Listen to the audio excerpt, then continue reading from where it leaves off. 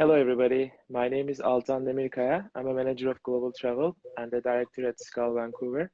Welcome to the Tourism Talks, where we will talk to business leaders across the globe about the coronavirus, the future of travel and tourism, some of their own personal experiences through this crisis. Today, I'm very excited and happy to introduce my guest, an instructor of tourism management at Capilano University, Nazmi Kamal. Nazmi is joining us live from Vancouver. It's great to see you, Nazmi. How are you? Same here, Altan. I'm very well, thank you. It's a pleasure to be here. It's a first for me to be on Instagram Live, so it's quite exciting. Thank you so much for joining us, Nazmi. And again, it's a great pleasure to have you. So, Nazmi, how are you managing through this crisis personally? Personally, How are you holding up? it's, there are ups and downs, to be honest. But for the most part, I'm managing to do some work while being at home. So I'm almost a full-time daddy daycare right now. That's what I'm running. And but I'm managing well. We are currently running with the summer courses, so I'm not too busy because I only have one course. Other than that, I'm trying to enjoy the sun when it shows up and the rain when it rains. Yes. I mean, it's been nice lately, but it's raining. It's also raining. But it's Vancouver. We love Vancouver. Right. So, Nazmi, I have been talking to industry leaders around the world about the future of our industry, and it's been great as our audience is finding informative and inspiring. And I have been very excited specifically about our talk today because you are in the center of travel and tourism. Maybe not as a typical supplier from aviation to ground transportation to lodging, but you're actually a supplier of our industry as an educator. So I think it is especially important to get your perspective as an educator and talk about how this crisis affected the schools and students. They are the future of travel and tourism. So what is your view on that and how this crisis impacted the education system? Well, of course, I won't be able to speak on behalf of the school itself, Alton, but my observations are fairly clear of what's been happening around. Of course, this has taken us by storm, and it was a surprise for everybody almost overnight. So the impacts were felt literally overnight, and we've been adapting to these new changes as soon as they started. And in our case, I forgot, maybe it's been a couple of months now that we've been delivering content online. The schools, our university in general, has been impacted in many ways. Every stakeholder in the university has been impacted in a way or another. But of course, the most obvious impact here or change has been the shift or the move towards online delivery of academic content, which poses opportunities and challenges at the same time. This at the same time, however, has also brought our students face to face with the reality of dealing with online content all of a sudden. Yeah. And the same has happened with instructors. So it's, some are more prepared to study online and some aren't. And we're all tackling this at our own speeds. And that's why being able to deliver synchronous and asynchronous content is important in our case. Some of the other differences that we're witnessing right now is that we're not necessarily teaching students who are in Vancouver anymore. Some had to leave to go home, and I have students who are dialing in to my sessions from China or Korea or Saudi Arabia or wherever they are because they feel more comfortable being at home and closer to family right now.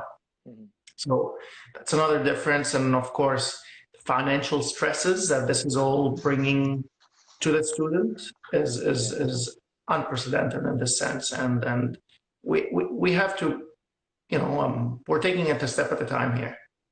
Yes, I know this has been tough for all of us and for students too. And as you said, some of them are actually stuck in other countries and they were not able to come back, or they prefer to stay home close to their families until everything is settled.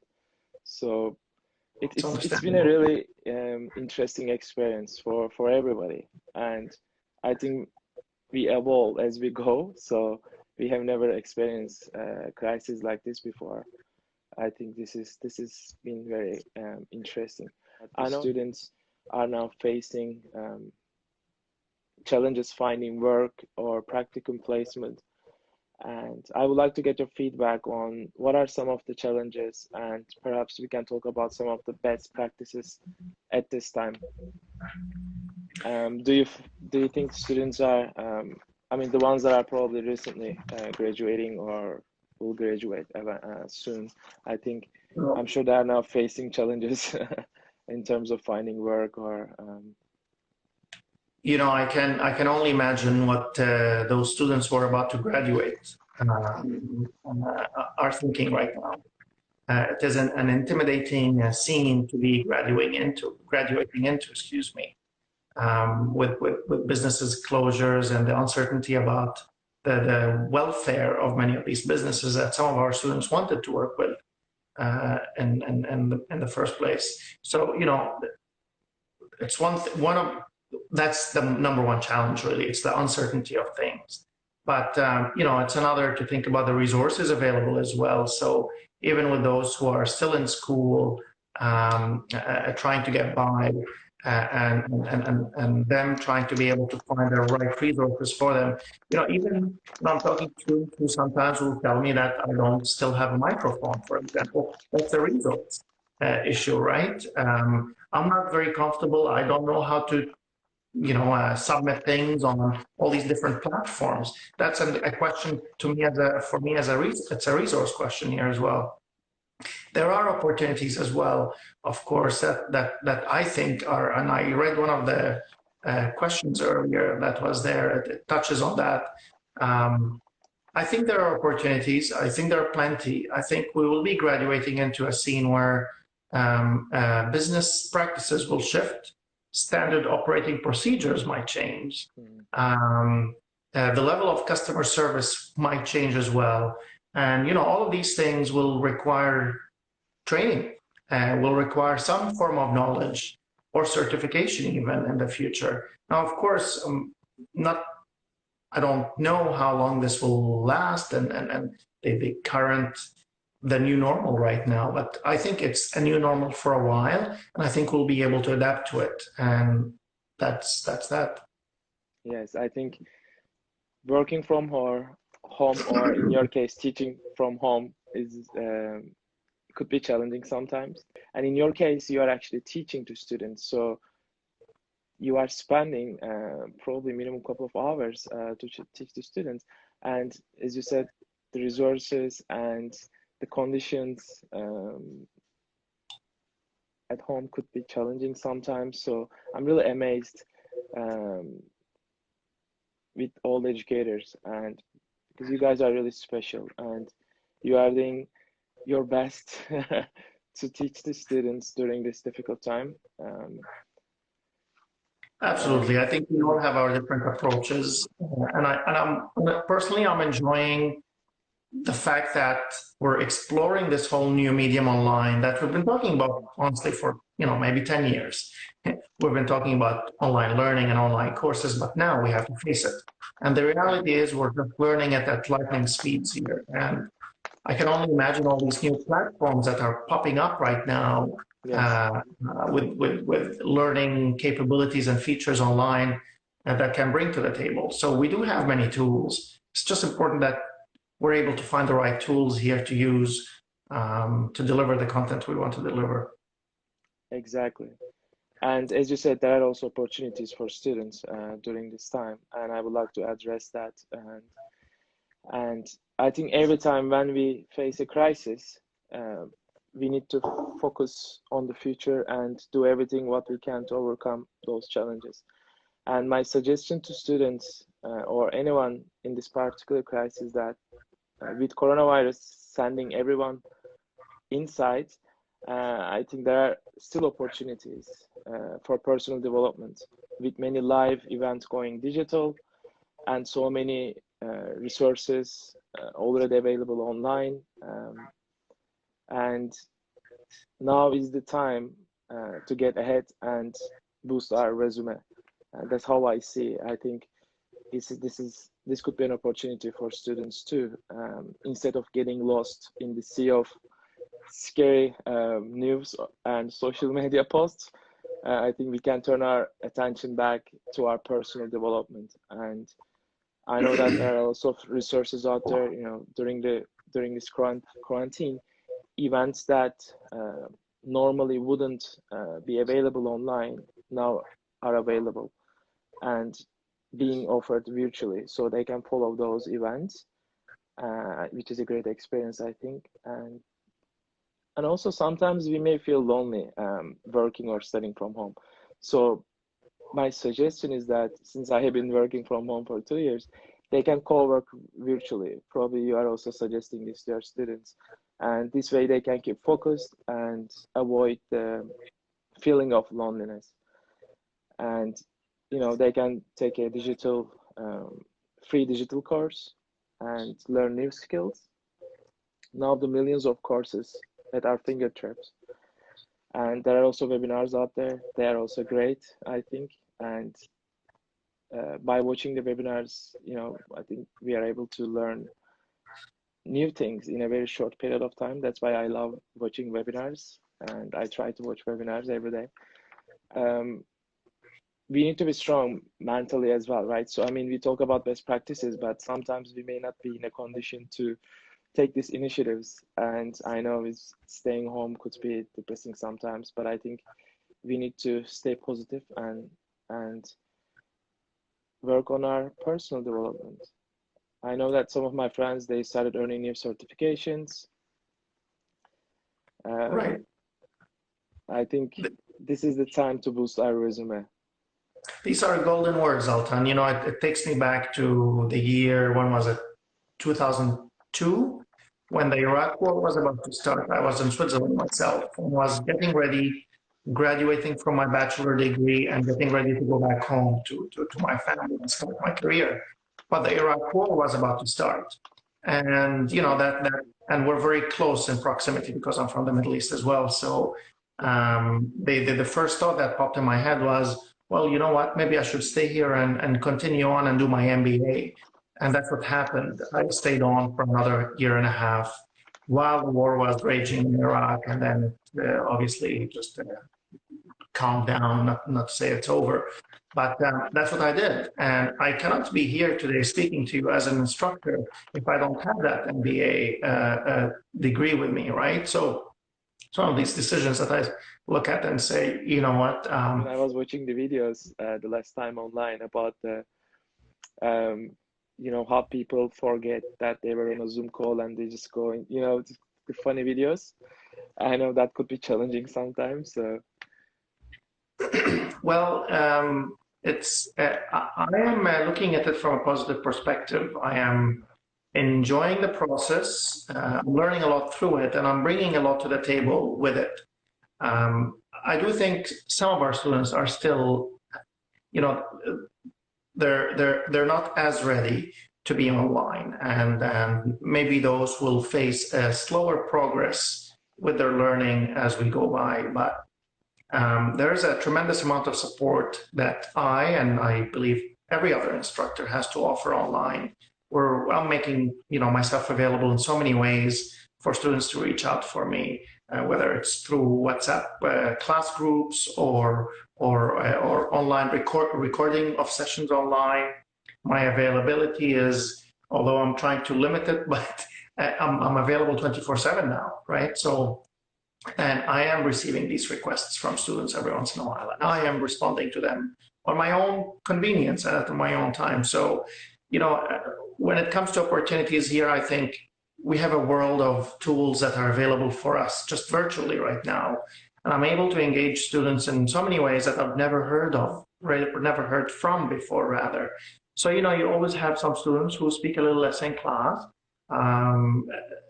They shine in different ways usually, but now with having a screen in front of you, I think many are just much more comfortable typing their words instead of saying them. So I see quite a bit of engagement honestly, on my end. Now I cannot gauge how much the students are, focused. I don't see them. There's I don't force them to open up their cameras. That's not how we go about it. But for the most part, I think I'm seeing quite good engagement, and I think that many students are being given a voice, right? That they might have not been able to share or use in the past, and now it's just, yeah. Right. I'm sure they are looking forward to going back to the classroom, just like Yeah, I I am. bet. Just Me like I'm too. going, yeah, me too. I mean, I'm looking forward to meeting people in person rather than having virtual meetings. And recently, I having a lot of virtual meetings and happy hours. And to be honest, Razmi, I'm really missing in-person meetings. And when you have a screen and when you have, let's say, 40 to 50 people in a Zoom call, it's very hard to engage with everyone in the call. And even it's hard to see everyone in the call. And I'm not quite sure if these virtual calls are meant to be productive or not, but certainly we will need some time to get used to it. So are you having virtual calls with your colleagues, or Oh are you yeah, having any virtual meetings, I should say? absolutely. I mean, that's how it's happening right now. Yeah, But I think again with the variety of options we have online now, communication, there could be quite a bit of time for us to prepare for these meetings, and yeah. the features that are included in these platforms that we're using. For example, like right now we use MS Teams and Microsoft Teams, and with Microsoft Teams you have these features where you can share folders and files, Mhm. display folders and files, and create your groups, and I'm sure these are features now that are standardized across the board in all platforms. So there's it's communication hasn't been so bad. I mean, it's tricky to know. It might be tricky in a way, but it's also enabled in other ways, I feel. And I'm showing up to all meetings right now. Like, I think people in the past, if there were face-to-face meetings, we would not be able, not all of us, out of 10 people, maybe one or two might not show up because they're sick at home or caring for a kid or a dependent. But now I think there's more attendance. In my classes, I have 34 students, for example, in my current sales class, and all 34 have been showing up. That's awesome. So it's I think They love you technologies for and sure. features. Yeah, yeah, yeah. So let's talk about travel trends now. Do you think Mm. this crisis will change the travel trends? How is your view on that? Absolutely. It's already changed upside down. But as we recover and the economy recovers, I teach a few specific courses at CAP, and I relate to these courses or topics of these courses more. So one of them is on food and beverage, the other is on tourism sales, as you know. I also teach a convention course or event management course. Mhm. I can only imagine the changes that are coming our way in restaurants and in convention management, right? Yes. I can only imagine the need now. So, when we speak about business travel, for example, to hold various meetings or attend shows or whatever, I think that will drastically change from now on. I don't want to use the word recover because I don't know, like recovery could be the change itself, and that change might just have to do a little bit with more online presence rather than face to face. Of course, nothing will eliminate the need to go for an inspection of a venue, for example, before you book an event. Like, you'll need to do that. But how big these events will be will also be a matter of Mhm. discussion later on. How domestic they will be, right? Like, I think we'll start traveling a little less internationally, maybe travel more domestically. These are my own predictions, of course, especially when it comes to events. When it comes to restaurants, I see many trends in restaurants. Like there's so many opinions now about how many restaurants Canada will eventually leave this crisis with. Would we be 10% would we have 10% less restaurants, or 20% less, or 30% less? I mean, we'll have to wait and see. And of course, not all restaurants are capable of weathering the storms in the same manner. Yeah. But moving forward, I see a big role for WorkSafe BC, for example, and establishing standards for employee safety in restaurants. We'll have zoning and licensing requirements for restaurants now that will enable them to probably open with certain limitations, certain sizing, outdoor seating, that kind of stuff. Service styles might differ. I mean, who knows when the buffet will be seen again, right? The restaurant buffet. I mean, so it might be gone for good. And we have talked a lot about buffet service in my courses, and the impacts of these buffets and style of service brings to an operation, to sustainability practices. It might be these changes could be good. These changes could be a little less good to us, but they'll certainly make us as a tourism industry more leaner in our thinking and in our operations. Yes. So yeah, I think there will be lots to see. These are great insights. Thank you, Nazmi. And as you said, the word recovery, I mean, the recovery could be the change itself. And our industry is extremely resilient. And I think we need to be creative. I know that in Europe, the hotels are now working. So basically, they don't want to give up on the buffet service. So they are trying to be creative and come up with the ideas how they can still offer the buffet experience with protecting the guests and to set an extremely high standard for reducing the coronavirus, and at the same time offering the buffet service to the travelers. I try to follow this. Restaurants have very thin margins, as you know, right? And it's highly unlikely that limitations on service, limitations on walk-ins will impact the restaurants in a positive way.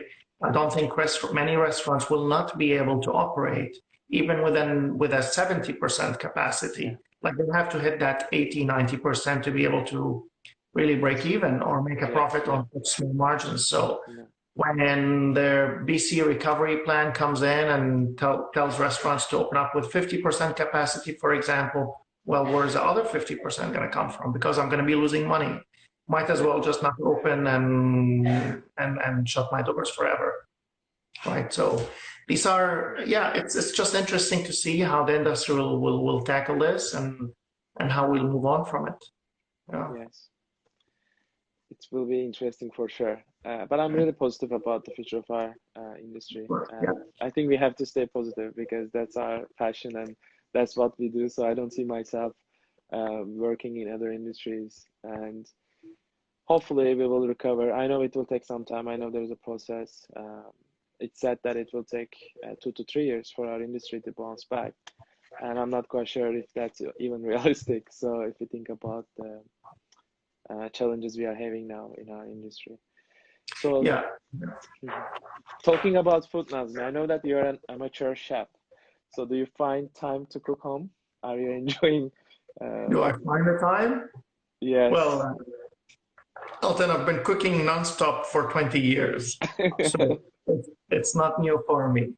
I think what's new here is I'm finding more time to cook. I don't have to stress about cooking between 5 and 6 p.m. after I get back to work. Now I have I don't want to say the whole day because I still work and care for the kids, but I mean, it's more now kid-based as well. So we're cooking, we're experimenting, but we're involving the kids a little more as well in the kitchen, which is nice. That's great. Yeah. Must be fun. It's messy. So Nazmi, I know that a lot of tourism professionals are watching us right now and will be watching us after the live stream. And as a tourism professional, how can we support the students during this crisis? Basically, what is your message to the professionals in the industry? I know it's been tough for all of us, but I would like to get your feedback on that so we can give a clear message to the professionals in the industry. So, they need a guiding hand. Okay, I think we all need a guiding hand, but when it comes to us lending a hand, that guiding hand to a student, we need to understand where the students come from, their anxieties and sources of worry and all that. And I think we can predict what they are right now. But I think the best way to move the students forward in their careers is to be able to connect them even better, right? Those networking events that I used to take my students to, I don't want them to disappear, right? And being, as you know, a SCAL member, like I used to rely on such events and opportunities for my students to get jobs and meet people. I think we can do more of that, even if it can be done online. We just have to figure out a right way to do it. But when I engage my students, I want to get them out there as soon as I want to prepare them for what's coming as well, right? And as an educator, for example, I need to, look ahead to be able to know what I can bring to the class today that can help the students tomorrow. And there is no more important time than doing that for doing that than right now. And this is what I'm going to try to do. Next week, I'll be talking about, or in a couple of weeks, I'll be talking about networking, for example, in my class. And you can rest assured that I'll be talking about how we'll be able to network in the next 6 months, right? Because this is what students need to know. I don't need to tell them how to attend a networking event based on 4 months back. So, as professionals, I think we need to be there for them. We need to let them know that there are people who can still guide them across the pond, and there are people who can still get them the opportunities that they seek. These opportunities might be harder to find right now, but for a short period of time, because recovery means growth, right? And when recovery starts, that growth is going to start, and the labor that's needed to do it will need to be filled.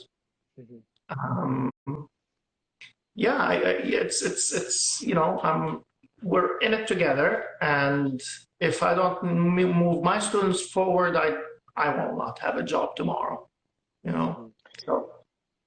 And I would like to thank you for being so enthusiastic and active in the industry, Nazmi. And I know that you have been working very hard and to get the students out there and connect with the professionals from the industry. And I think which is very important. And this is being happening basically. And I think as a student, I'm not a student anymore, but the students I think should follow your guidance and connect with the professionals any way they can. And I would like to say that I'm here for students, Nazmi, and I would love to help students, and any way I can, even by staying home, I can still connect with them. And I also would like to, in the upcoming weeks or upcoming months, I would like to organize a virtual networking event too for students. And we talked about that before, and we can talk about the details too and see how we can give an opportunity to students to network with the professionals. And as you said, norms are changing every day. I think we need to adapt to those changes and provide and move on based on what's happening. And I think these are very important insights for sure. So I'm here for students, and I know that there are lots of professionals out there that they would like to support students during this time. So they should stay tuned. We will come back with Nazmi, and we will have some great events for you guys. Oh, it's nonstop out, and it's whatever we do as educators and professionals. I don't think there is. I'm trying to find the words here, but we're doing it for a reason, and I'm not doing it for the money. As an educator, I don't think many of us are doing it for the money. seeing students succeed in life is our intrinsic reward here, right? This is what we seek, and I want them to succeed. I want a student to call me and say, hey, I'm managing this hotel one day, or I closed this deal the other day, or whatever it is. So, and I know they'll get there. I know they'll get there. They just have this hump ahead, but we're more than capable of being trained to overcome these obstacles as soon as possible, like as fast as possible. It's just a matter of time, and we're working on it. Yeah. Yes. And as you said, I think we need to take the opportunities that are coming to our way. When I was a student, my instructor, just like yourself, invited me to an event. And if I didn't attend that event that day, I think that was 2012 or 13, probably I wouldn't be here right now, I should say, because that organization helped me a lot to network with the professionals. And I know how critical and how important it is to take an advantage of those opportunities that are coming to our way. And they should follow your guidance, absolutely, Nazmi. And you are doing an amazing job, I should say that. So let's talk about something fun. Where would you travel after all of this? Do you have any I'll plans? never travel again. Oh, I don't know. um, um, I've always been wanting to go to Hawaii, do some diving, because I'm a scuba diver as well. But well, we'll see if that will happen sooner or later. I'm in no rush. I think our backyard, though, here in Canada has plenty to offer, and I'm in no rush to leave it. If anything, I have the top 3 destinations here in Canada that I'd love to go to, and we'll work on that. We'll see when that happens. You just said But for the Hawaii, meantime, Hawaii? and you got me, Nazmi, because I was really looking forward to go to Hawaii. I was supposed to be in Hawaii last week to celebrate my birthday, and of course it didn't happen. And I'm dying to go to Hawaii. I have never been to Hawaii, so that will be nice. Maybe Yeah. after everything is settled. That you need, because I believe that the support is out there, whether on a personal level or a professional level or a government level.